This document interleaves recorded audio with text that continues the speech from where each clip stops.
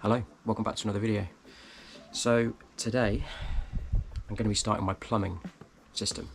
I'm nervous again, that's good, right? So what I've decided to do is, like the electrical system, I know it's not quite as involved as the electrical system, but I think it's going to be a bit easier if I just split this up into a series of short videos again, and then I'll do a video at the end which goes through the entire water system in its entirety. Some people might think I'm doing this in a slightly weird order, but today I'm going to start with fitting my water pump, my accumulator, and then do a little bit of the pipe work. Obviously with these shorter videos, I'm not going to be able to demonstrate them in action until the entire system is done. So there might be a little short gap at the end where I'll cut to it all being done, and then I'll show you that individual part working. So yeah, I'll show you what bits I need. So as always, there'll be a full list of items and their prices in the description. But today I've got a 12 volt Shurflo water pump. I've got a Fiamma accumulator. I've got some Shurflo pump fittings because the pump doesn't come with fittings to fix it to the pipe. I've got some 12.5mm water pipe. I've got a ball lever valve, and then I've got a sort of T connector, both 12mm. I've got some 12mm Jubilee clips. I've got some 12mm pipe clips, and then to wire the actual pump up, I've got some 1.5mm black and red cable. I've got some cable connectors, and then I've got a little rocker on and off switch. The first thing I'm going to do is essentially just fit my pump in place. So my tank's going to go here, and then I've left enough space here and here for my pump and my accumulator.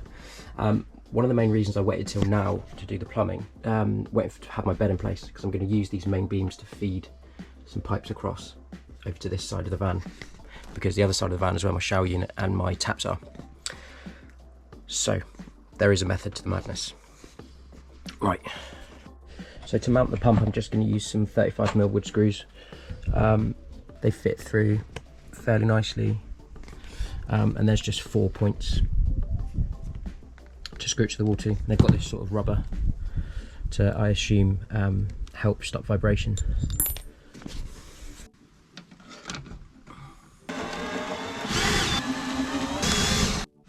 There we go, pump's in place.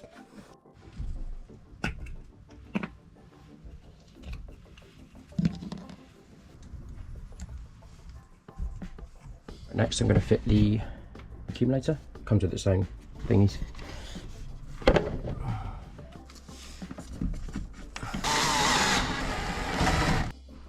There we go.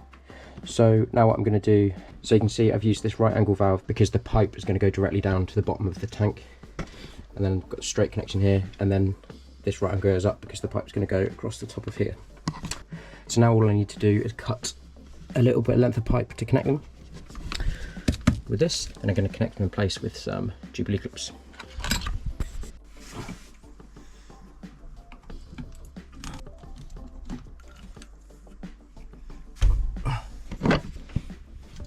Just realised I can just unscrew these off, might be a bit easier, eh?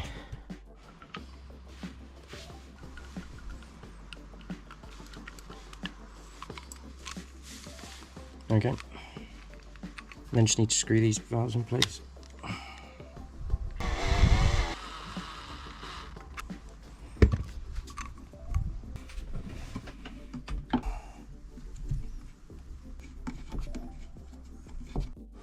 So there we go. So in case you're wondering what an accumulator is, I probably should have explained that. So the pump pumps the water up from the water tank, and then obviously it has a sort of, it will come in sort of waves. What's the word? In sort of cycles. So what the accumulator does is it helps create just a sort of steady flow throughout the rest of the water system. So they're really good to have, and obviously they don't require any power or anything like that. It's just sort of a chamber. So what I'm going to do now is run some pipe across the top of my bed down to the other side of my van. But before I do that, what I'm going to do is install a little ball lever valve just here. I don't know what the rules are or whether there's anything wrong with adding loads, but what I'm going to do is I'm going to add 4 in total, but I'm going to add one between my water tank and my water pump, and one here as well, just in case I need to isolate this bit and remove anything. It just means I can turn both of these off and stop the flow of water. So I'm going to do that now. Again, I'm going to unscrew this so I can just do it all here. I want to make sure the lever's on the outside rather than facing my thingy. There we go. So all I need to do now is just screw that back into place on the accumulator. Right, so two issues I'm finding at the moment is, one, I'm finding it incredibly hard to cut this to length because it's so curled up. And B, I've ordered the wrong size pipe clips. I ordered 12mm pipe clips thinking that they would be for a 12mm water pipe, but they're literally 12mm. So they're a little bit too small. They do clip around, but you can see that's no good. So what I'll do for now is I'll probably clip them in place just with one end, so it just clips in, and then I'll order some more, and then I'll replace them. Yeah, I'll do that. As for the pipe, what I'm going to do, I think, is connect the end to the accumulator, and then just clip it around as I go. And then once I get to the end, I'll cut it. Yeah.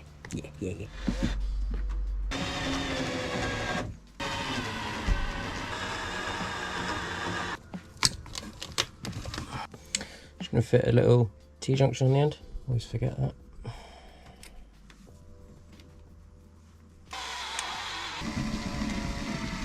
So you've got the lever valve there, goes across the top of my bed, down the other side, and then I've got a T connection. One way will go to my sink in my kitchen, and the other way will go to my shower unit. As I said, I need to buy some new clips. So as soon as I have them, I'll replace them, but lightly position them in the same way. So now the last thing I need to do is wire up this bad boy. So to wire up the pump, it's literally just got a positive and negative cable, which would wire directly to my fuse box. However, obviously you want to be able to turn it on and off because you don't want the pump working just constantly. So I've got this little rocker switch, on and off rocker switch, which has 3 terminals on the bottom. How best to describe without a diagram? I want to have my switch up on my shelving, so I can just switch it off there. So considering that the pump is going to be getting power from my 12-volt fuse box, which is connected to my batteries, the complete circuit will go as follows. So positive cable out of my fuse box and into the switch, one of the terminals of these. Then another positive cable will come off the end of this switch and then into the pump. Then the negative end can just connect straight to my fuse box. Then the switch has got a third terminal, which will also just needs to be grounded. So I'll just connect it to the fuse box, the negative terminal of the fuse box as well. So I'm going to make all the connections with these cable connectors. I'm just going to use male and female connectors. These female ones connect to the bottom of here, so that's fine. And they've also got, they're heat shrinkable as well, so I don't need to add my own heat shrink. But I'll talk you through it as I go. So the first thing I'm going to do to start off is just connect a male connector to the positive and negative wires on the pump itself. I've got a little stripping and crimping tool, and then I've got my heat gun to heat shrink it.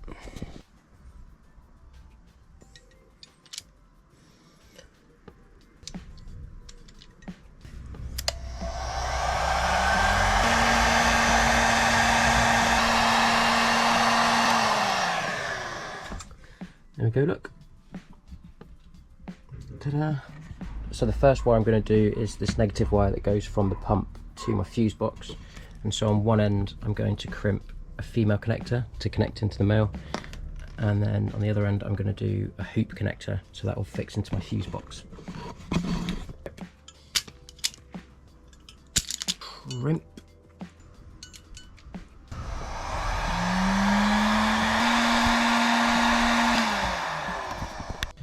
And then I just need to measure out my 2 positive wires that are going to go from the pump to the switch and then switch to the fuse box. So for the positive cable that's going from my pump to my switch, I'm going to connect a female connector on either end. Strip, crimp.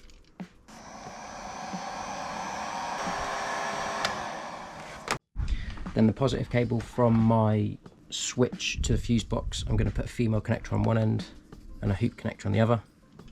Strip, crimp, heat shrink.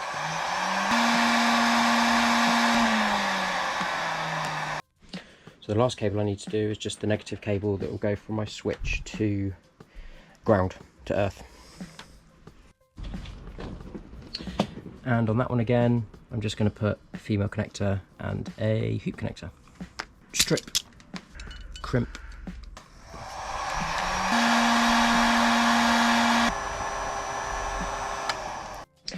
Right, so now I've got all my cables cut, crimped. I'm going to connect everything up.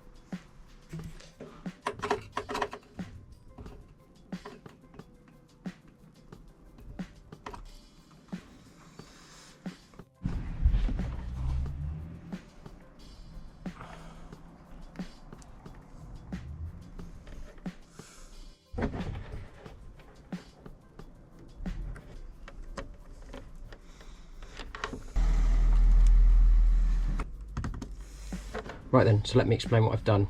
So, I've got the positive cable coming out of the fuse box, and that is coming out and going into a terminal of the switch, and then I've got another positive cable coming out of the switch, and then that is connecting to the positive end of the pump. Then the negative end of the pump comes out, and then I've fixed it to the fuse box. And the only other extra wire is just a ground wire coming out of the switch, which I've also connected to the negative terminal of the fuse box, because that is grounded, because it's connected to my negative bus bar, which is grounded to the chassis. So the only other thing I need to do now is just add a 15 amp fuse here. Now I'm using 15 amps because the maximum amount of amps that the pump will pull is 10 amps.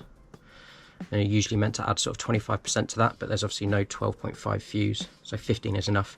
And the maximum ampage, the amp rating of the cable is 25, so it sort of fits nicely in between that. And then also, another little positive is I've got, there's a water pump sticker for my fuse box. So I'm going to add that as well. So a couple of things before I'm going to turn it on. I'm going to have my switch up here, because I'm going to sort of have like a control panel on this side of the shelf. So I'm going to drill a hole here and just have the switch there so I can turn it on and off. And then, yeah, like I said at the beginning of the video, I'm going to hook up the rest of my water system, and then I'll show you in a minute how it all works. Right then, so as promised, I've wired up the rest of my water system. So I'm just going to show you how the pump works. So you can see it down there, look, through my bed. So it creates pressure in the system, and then I believe it's got a sort of setting that when it reaches a certain pressure it cuts out.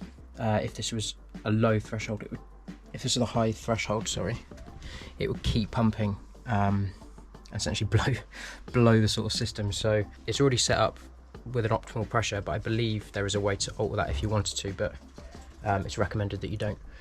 So with that in mind, I've started making this little control panel here, and this is the on and off switch that I've wired up. So I believe when you turn it on, you should hear it kick in, and then when it reaches that pressure, it should just turn off. So hopefully if I turn it on, you should hear it.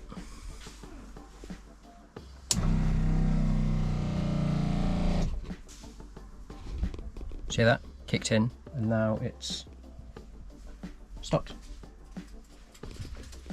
So, no leaks. Everything looks good. That's it, I guess. Yes, the next video is about wiring up the little shower unit at the back of the van. So give us a thumbs up if you like this video, and I'll see you then.